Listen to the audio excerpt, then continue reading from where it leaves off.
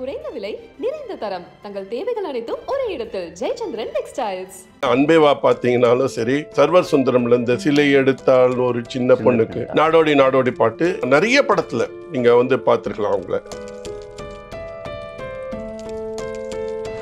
CID சங்கர்னு ஒரு படம் modern theatres படத்துல நடிச்சாங்க. ஜெய்சங்கர் படம் சாங்ஸ் எல்லாம் ரொம்ப ஃபேமஸ். அல்லது சிஐடி சகுந்தலான்னு ஒரு டான்ஸரோட லைஃப் எப்படி இருக்கு நீங்கெல்லாம் சொல்றீங்க, சின்ன உடைய போட்டுட்டு நடிக்கிறோன்னு. எங்களோட கஷ்டம் ரொம்ப சாஃப்ட், ரொம்ப இனிமையா பழகுவாங்க. எங்களுக்கு ரொம்ப பிடிக்கும், எங்க அம்மாவுக்கு எங்க ஃபேமிலியில் அவங்களுக்கு ரொம்ப பிடிக்கும். எல்லா இதுக்குமே அவங்க கலந்துப்பாங்க. வணக்கம் முக்தா ரவி சார். வணக்கம் சார். சிஐடி சகுந்தலா வந்து காலமாயிருக்காங்க. அவங்க வந்து முக்தா ஃபிலிம்ஸ் படங்கள் நடிச்சிருக்காங்களா? அவங்கள பற்றின உங்கள் அனுபவத்தை சொல்லுங்கள். அவங்க வந்து ஃப்ரண்ட் டான்சர்ஸ் சார். யூஸ்வலாக டைரக்டர்ஸ் ஆர் டான்ஸ் மாஸ்டர்ஸ் வந்து இவங்களை கொஞ்சம் அழகாக இருக்கிறவங்கள வந்து ஃப்ரண்ட்டில் நிற்க வைப்பாங்க. அதை தவிர டான்ஸ் ரொம்ப அழகாக ரொம்ப நல்லா பண்ணுவாங்க. வெரி குட் டான்ஸர் அவங்க. ஸோ அதனால் நிறைய படத்தில் நீங்கள் முக்தா ஃபிலிம்ஸ்னு இல்லை, நீங்கள் ஏவிஎம்மில் அன்பேவா பார்த்தீங்கன்னாலும் சரி, சர்வர் சுந்தரம்ல இந்த சிலை எடுத்தால் ஒரு சின்ன பொண்ணுக்கு அன்பேவால வந்து நாடோடி நாடோடி பாட்டு நாடோடி பாட்டு எல்லா நிறைய படத்தில் நீங்கள் வந்து பார்த்துருக்கலாம் அவங்கள. ஹிந்திலேயே நான் வாரிசுங்கிற படத்தில் பார்த்தீங்கன்னா இவங்க டான்ஸ் ஆடிருப்பாங்க. ஹிந்தி, கன்னடம், தமிழ் நிறைய படம் நடிப்பவங்கள இவங்க டான்ஸ் ஆடுவாங்க. ஸோ அப்படி அவங்க வந்தது வந்து ஆஸ் அ டான்ஸராக தான் வந்தாங்க. அதை தவிர அவங்க வந்து இந்த ஆர்டிஸ்டுக்கு வந்து டான்ஸ் சொல்லி கொடுப்பாங்க. கிளாஸ் மாதிரி இல்லை சார். படத்துக்கு பாட்டுக்கு வருதுன்னு வச்சுக்கோங்க, டான்ஸ் மாஸ்டர் வந்து கேஆர் விஜயாக்கு இந்த பாட்டு சொல்லி கொடுங்கம்மா அப்படின்னு சொன்னால், இந்த அம்மா டேப் ரெக்கார்டர், இந்த ஸ்பூல் ரெக்கார்டர் நாங்கள் கொண்டு போய் கொடுத்துருவோம். அதில் போட்டு அந்த மூமெண்ட்ஸ் எல்லாம் சொல்லி கொடுப்பாங்க. காதல் நேரமில்லை நாகேஷ் எடுத்துட்டு போவார். அதான் அதை கொண்டு போய் ப்ளே பண்ணோன்னா அந்த அம்மா சொல்லி கொடுக்கும். அது அந்த மாதிரி டான்ஸ் ஆடுவாங்க. இப்போ எங்களுதில் வந்து நினைவில் நின்றவல்ல வந்து என்ன தெரியும் இந்த சின்ன பெண்ணுக்குன்னு அந்த படத்துக்கு இவங்க தான் சகுந்தலா அம்மா தான் ஃபுல்லாக ஒர்க் பண்ணாங்க. 67 ரிலீஸ் ஆச்சு எனக்கு இந்த படம். ஸோ அப்போலேருந்து எங்களுக்கு தெரியும். அதுக்கு முன்னாடி நிறைய குரூப் டான்ஸ் படத்தில் நடிச்சிருக்காங்க, அப்பாவோட படத்தில் நடிச்சிருக்காங்க. அப்படியே தொடர்ச்சியாக அவங்களுக்கு தெரியும். சிஐடி சகுந்தலா எப்படி பேர் இருந்தது? அவங்க இனிஷியல் அதே தானா இல்லை ஏ சகுந்தலான்னு பேர்? ஏற்கனவே ஜி சகுந்தலான்னு ஒரு அம்மா இருந்தாங்க, இவங்க ஏ சகுந்தலா. சிஐடி சங்கர்னு ஒரு படம் மாடர்ன் தியேட்டர்ஸ் படத்தில் நடிச்சாங்க. ஜெய்சங்கர் படம் சாங்ஸ் எல்லாம் ரொம்ப ஃபேமஸ். அதில் நடிச்சாங்க. அல்லது சிஐடி சகுந்தலான்னு ஹீரோயின் நடிச்சாங்க. அதுக்கப்புறம் மாடர்ன் தியேட்டர்ஸில் ஒரு 3 படத்தில் நடிச்சாங்க. எதிரிகள் ஜாக்கிரதை, எதிர் படம் 2-3 படங்கள் நடிச்சாங்க, ஹீரோயினாக பண்ணாங்க. அதில் அவங்களுக்கு நல்ல பேர் இருந்தது. பட் ஆனால் அவங்களுக்கு மாடர்ன் தியேட்டர்ஸை விட்டு நிறைய படங்கள் வரல. அவங்களுக்கு வேற வெளிப்படங்கள் ஜாஸ்தி வரல. அப்புறம் ஒரு ஸ்டேஜில் அவங்க மறுபடியும் டான்ஸ் மாஸ்டராக போகலாமா அப்படிங்கிற மாதிரி ஒரு ஐடியா வந்தது. அப்போ தான் எங்கள் அப்பா கிட்ட அப்ரோச் பண்ணாங்க, உங்கள் அடுத்த படத்துக்கு எனக்கு நான் டான்ஸ் மாஸ்டராக நான் ஒர்க் பண்ணுறேன் அப்படின்னு சொல்லி சொன்னாங்க. எங்கள் அப்பா என்ன பண்ணாங்க, அவர் வந்து அவரோட படத்துக்கு தவப்புதலுக்கு ஒரு வில்லி கேரக்டர் தேவைப்பட்டது. ஸோ அதனால் இந்த நல்லா டான்ஸ் ஆடுறா, நல்லா நடிக்கிறா அப்படிங்கிறதுனால அப்போ இந்த மாதிரி ரோலுக்கு அப்போ ரொம்ப ஆர்டிஸ்ட் ரொம்ப கம்மியாக இருந்தாங்க. ஜோதிலட்சுமி, விஜயலலிதா, அதுக்கப்புறம் ஜெயக்குமாரி, என்னி ஒரு 3-4 ஆர்டிஸ்டாக இருந்தாங்க. அதில் ஜோதிலட்சுமி அண்ட் விஜயலலிதா எல்லாம் இதுக்கு போயிட்டாங்க, தெலுங்கு போயிட்டாங்க. அப்போ தமிழில் ஜெயக்குமாரி ஒண்டி தான் இருந்தாங்க. ஆள் இல்லை. ரெண்டாவது ஜெயக்குமாரியோட கொஞ்சம் இவங்க கொஞ்சம் பார்க்கறதுக்கு ஒல்லியாக இதுவாக இருக்காங்க, கொஞ்சம் ஸ்லிம்மாக இருக்காங்கங்கிறதுனால இவங்கள கேட்டாங்க, ஏம்மா நீ பேசாமல் ஒரு வில்லி கேரக்டர் இருக்க, நீ பண்ணுமா அப்படின்னாங்க. அது முதல்ல வேண்டாம் சார், எனக்கு என்னத்துக்கு சார் இது அப்படின்னு.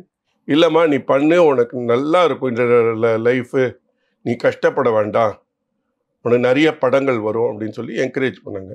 அப்புறம் அந்த அம்மா ஒத்துண்டது. அதுக்கப்புறம் தான் தவப்புதல்வனில் ரிலீஸ் ஆச்சு. பட் தவப்புதல்வன் நடக்கும்போதே வசந்த மாளிகையிலையும் கமிட் ஆனாங்க. ஒரு 7-8 படங்கள்ல கமிட் ஆயிட்டாங்க.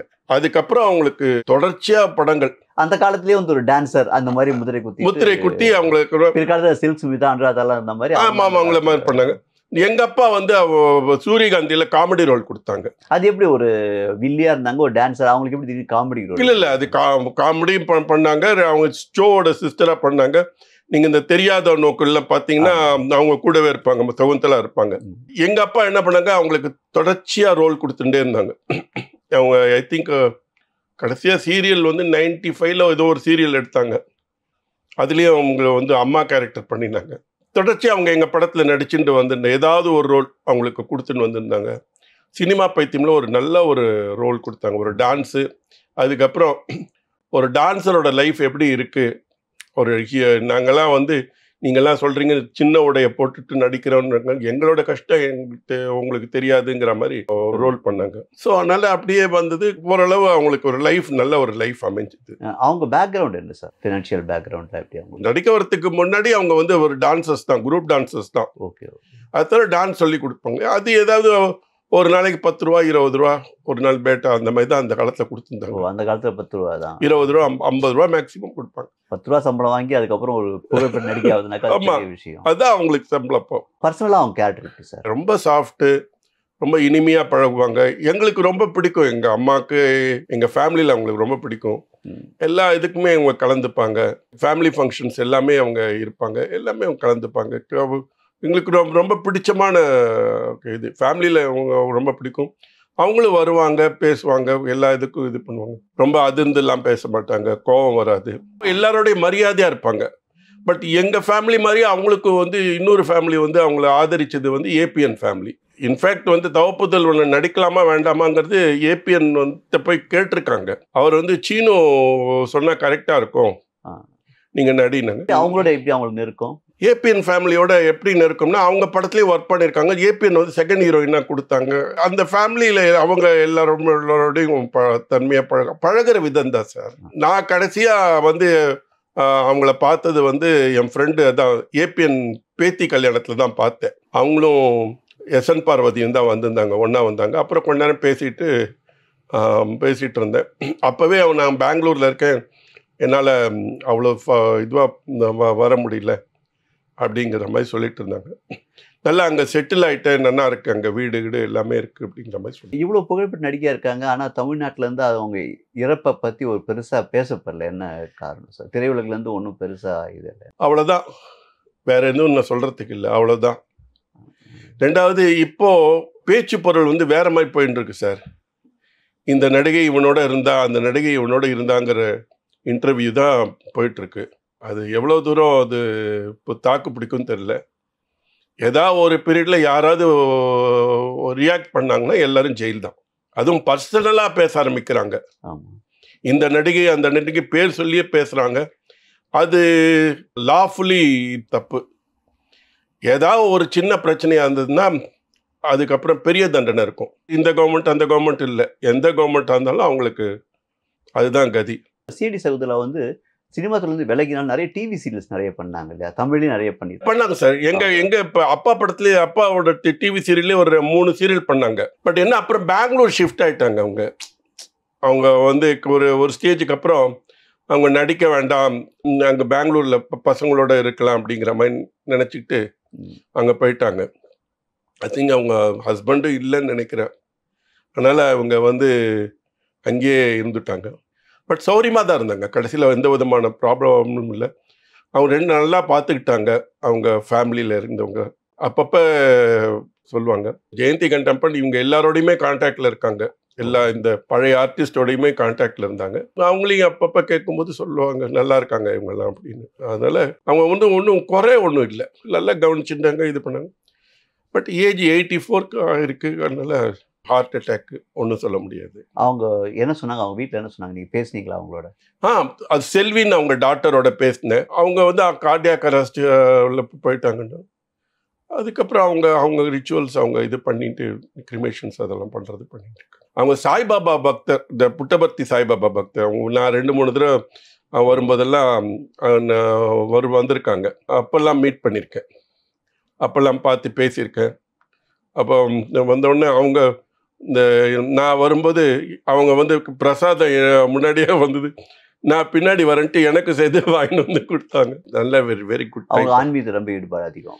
ஆன்மீகத்தில் ரொம்ப ஈடுபாடு அதிகம். அவங்க நிறைய ஜெய்சங்கரோட தான் சேர்ந்து நடிச்சாங்க இல்லையா? அதிகமாக நடிச்சது ஜெய்சங்கரோட ஹீரோயினா இல்லை, மாடர்ன் தேட்டர்ஸில் நடித்தாங்க. ஆனால் மாடர்ன் தேட்டர் எதிரிகள் ஜாத்திரதையில் வந்து ரவிச்சந்திரன் நினைக்கிறேன் அவங்களோட நடித்தாங்கன்னு நினைக்கிறேன். எல்லாரோடையுமே நடித்தாங்க, எல்லா கேரக்டரும் பண்ணாங்க.